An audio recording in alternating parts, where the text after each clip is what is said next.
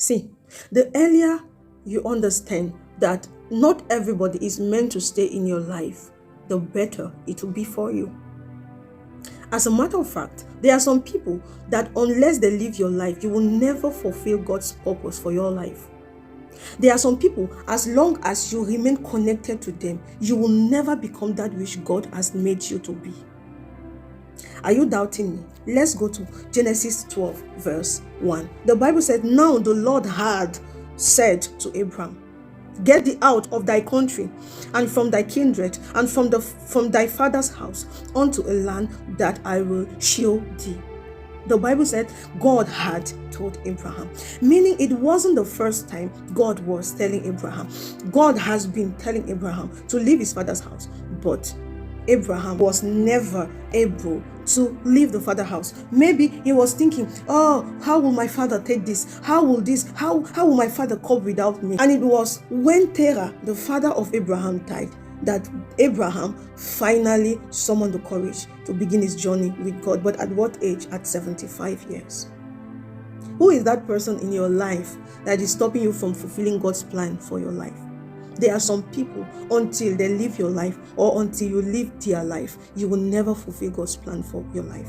Do you want me to show you again with Lot? Abraham went this time around with Lot. And it is until Abraham has separated from Lot, God came again and told Abraham, okay, now you can look, because I'm ready to show you my purpose for your life so that you can walk and possess it. Do you now see why it's so important to have the discernment to know who we are meant to live with forever, to keep forever, and who we are meant to separate?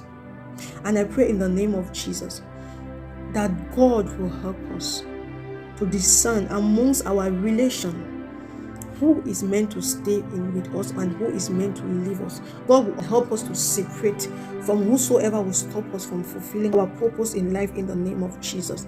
Amen. And I pray that may we not also be that person that will stop somebody else to fulfill his own life and purpose in the name of Jesus. Amen. God bless. Savez-vous que plus rapidement vous comprenez que dans la vie, ce n'est pas tout le monde qui est fait pour rester avec vous pour toujours. Le mieux c'est. Est-ce que vous savez même qu'il y a certaines personnes qu'aussi longtemps ils sont dans vos vies, vous ne pourrez jamais accomplir le plan de Dieu pour vos vies? Ok, que je vous montre quelque chose dans Genèse 12, verset 1. Le Seigneur dit à Abraham, quitte ton pays, ta parenté, la maison de ton père et va dans le pays que je te montrerai. Si la Bible dit le Seigneur dit le passé, ça veut dire quoi?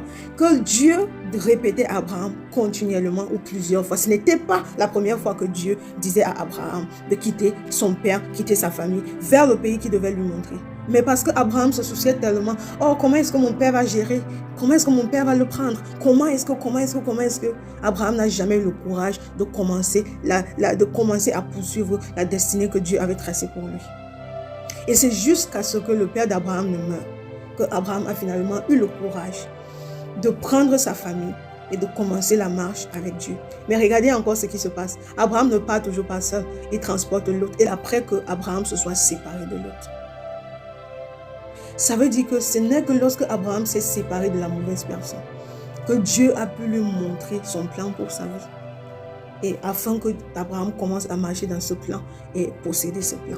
Est-ce que tu vois pourquoi c'est important de comprendre avec qui rester pour toujours et avec qui se séparer? Et je prie dans le nom de Jésus que Dieu va nous donner l'esprit de discernement afin de discerner les gens dont nous devons nous séparer et qu'il nous donne la force de nous en séparer au nom puissant de Jésus-Christ.